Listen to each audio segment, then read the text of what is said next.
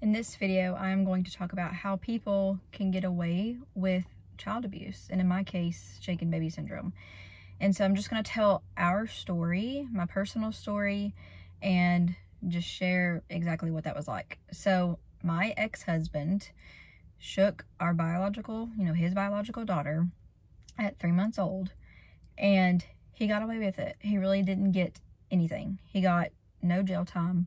And I'm just going to go through that process a little bit to help people better understand how that can be possible and how it's actually not that hard to get away with it. And so I've worked through a lot of anger about this situation. So if I don't seem angry, it's because I've worked through it a lot, and I can't live my entire life miserable and angry and resentful and upset. And I did what I could, and so I feel okay. I feel satisfied with what I did to try to make, justice happen. And so that's why I'm comfortable with just sharing, like what happened. And, when people, I've gotten, comments and things from people like, how could you not be just super angry, and how could you even smile again? But it's because I've worked through these feelings and I'm not going to live my life miserable. So anyways, how did my ex-husband get away with shaking our daughter, which she has now passed away? She lived for about 3 years after being shaken and passed away due to those initial injuries, which is another thing to talk about. So our story basically was that my ex-husband, my daughter's biological father, was alone with her for an overnight visit. We were separated at the time, so he was alone with her.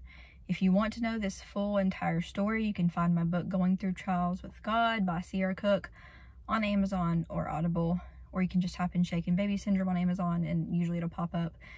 So that's the full story. So if I leave anything out, or if you have any questions, you can find everything there. But just for this video, I'm just going to talk about this specific topic. So she was alone with him overnight because we were separated.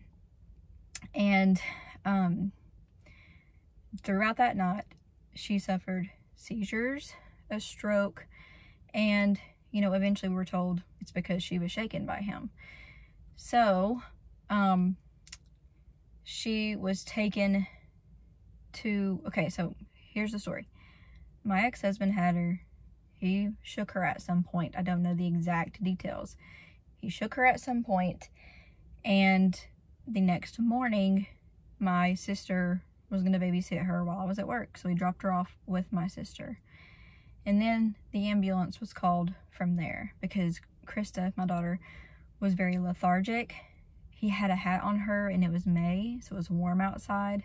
She had a hat on. Her temperature was down to like 92, 93, which is, very borderline, like compatible with life at all, and the brain and all those things. And so, the ambulance was called, and it was determined that she had shaken baby syndrome. And then we were investigated by the state, which in our state was called DCS, like Child Protective Services. We were investigated thoroughly several times by them. They took our phones. They looked through all the things in our phones. They did investigations in person. They did polygraph testing. They did a lot of things. And if I sound out of breath, it's because I am like 31 weeks pregnant right now, and it can get hard to breathe sometimes. Okay, so we went through all of those things, and they determined that it was him. The way he was acting, he failed a polygraph test. All of these things showed that it was him, and not to mention she was alone with him when all of these things happened.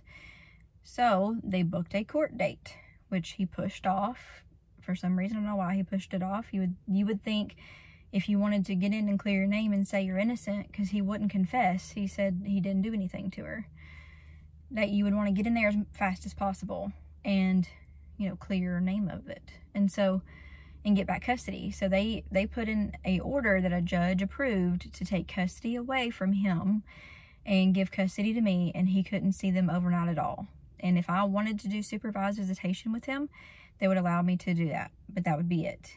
And so they took that from him, at least, at that time. So we eventually went to court. And if I remember correctly, it was like 2 months after her initial injury. She spent 1 month in the hospital and then was released from the hospital to go home. And then it was another month or two before the court date was set for all of this. And so it was the state taking him to court.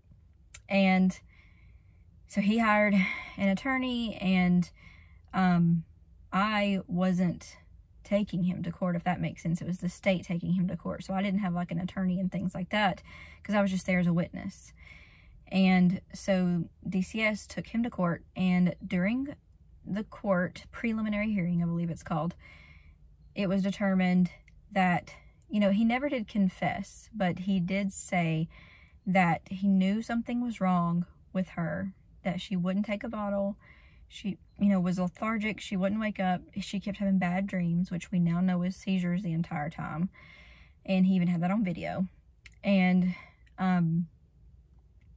so he was basically saying he had no idea something was wrong, except, you know, these little things that was wrong with her. He didn't think it was a big deal. And when the state attorney said, well, why didn't you call your wife? Why didn't you say something was wrong? You never even mentioned that.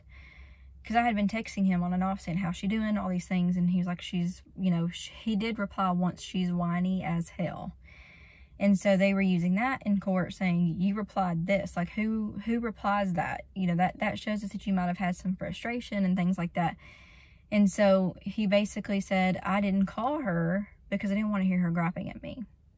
And so he was basically saying, I let her lay there and have seizures and all these things because I just didn't want to hear nobody griping.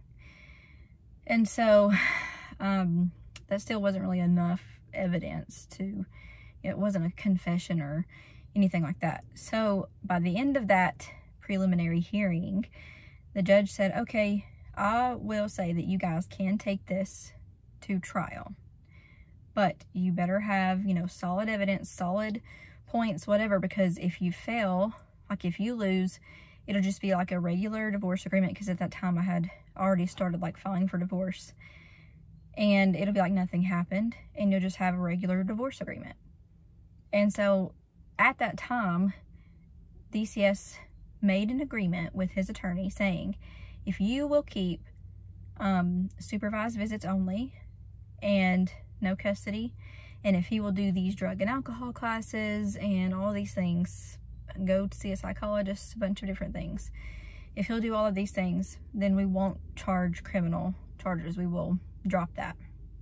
Because that was a motivation to him. He, you know, said even on, like, you know, Facebook publicly that he didn't want his name ruined by being charged with anything.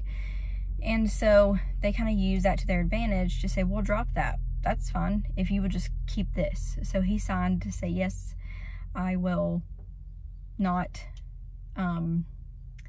ask for custody. You know, I'll take that. I'll take that deal. And at first, you know, I was very angry about that and, you know, upset, but I now see, okay, that was what DCS was trying to do to protect my children, and I appreciate that. And so that is how he got away with it.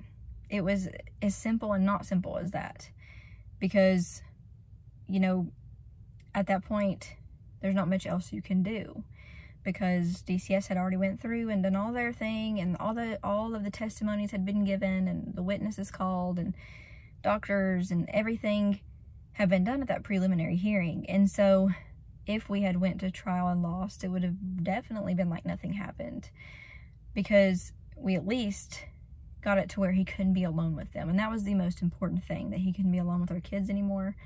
And so now I'm very appreciative that they pushed for that, and that they, you know, didn't take that risk just to seek justice. Because even if we had won in trial, he could have just went to jail for like 30 days. Like, it doesn't mean he's going to go to jail forever and have this terrible record. And so those things do need to change. And people like that need to be more protected. The children need to be more protected. I needed to be protected. I wasn't protected at all either. And so it really wasn't fair, but it did protect my children. And so for that, I am very grateful. But I just wanted to make this quick video about, this is how someone can get away with it. And I still don't fully understand, you know, why these things line up the way they do in court and stuff. but I do know that they at least did try something to protect her, and it did work because he never hurt them again. He never had the opportunity to hurt the children he had already hurt before. And so, but yeah, that's our story with that. And thank you for watching this. You know, comment below what your thoughts are about it, and I'll see you on the next video.